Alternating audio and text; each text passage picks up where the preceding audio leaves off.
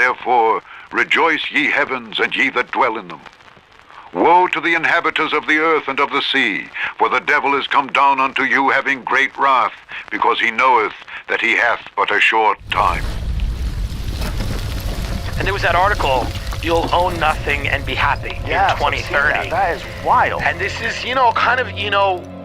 when you look at a lot of these think tanks and, groups of very powerful interests, when you look at the kind of world they want, they would like to get rid of things like car ownership. Yes, I've been seeing that too. They want to get rid of home ownership. Yeah. They want people to all be on the grid in a major way. They want surveillance, cradle to grave, 24 hours a day, 7 days a week.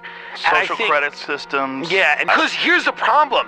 People are marching into this willingly. Grant not, O Lord, the desires of the wicked. Further not his wicked device, lest they exalt themselves. Selah. And it's all headed up by a guy named Klaus Schwab, who's pretty much running a one-world government here. He kicked off the week by saying the future is theirs, not yours. The future is not just happening. The future is built by us, by a powerful community as you here in this room. We have the means to improve the states of the world.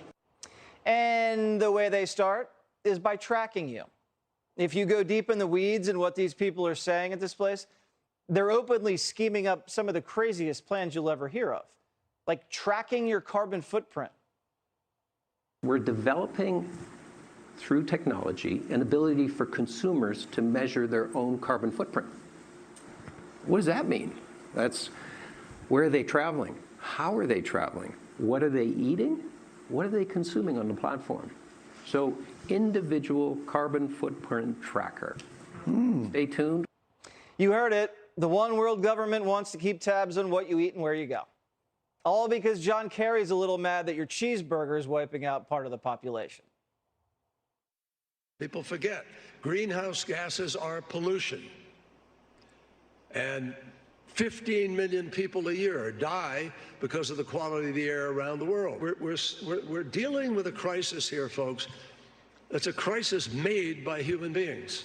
Maybe they should take their own advice before jetting off across the world on those private jets, emitting all that carbon. But to them, they have more important things to focus on, like preventing the next pandemic, since it worked out so well last time.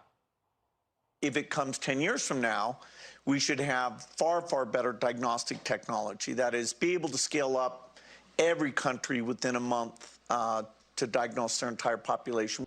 We're a little distracted right now, so getting the debate going is happening slowly. Yeah, a lot of people are distracted by inflation, food shortages, real problems. But the ruling class at Davos says, don't worry, it's all a part of the plan. We need to accept that there will be some pain in the process. The pace that we need will open up for missteps. It will open up for shortages on energy. It will create inflationary pressures, and maybe we need to start talking about that pain is actually worth it. If you have all the money in the world, the last thing you have to worry about is inflation. It's our problem, not theirs. They're busy ruling the world. And shady George Soros says if we don't make their ideas a reality, civilization is done for. Fighting pandemics and climate change, avoiding nuclear war, maintaining global institutions have had to take a backseat to that struggle. That's why I say our civilization may not survive.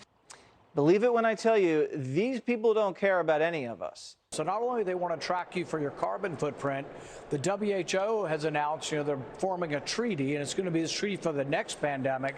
But in the next pandemic, It's not going to be a Washington-based mandate on or a Washington-based social distancing or mask. It's going to be an international one, and they actually want to track everybody with a QRS code.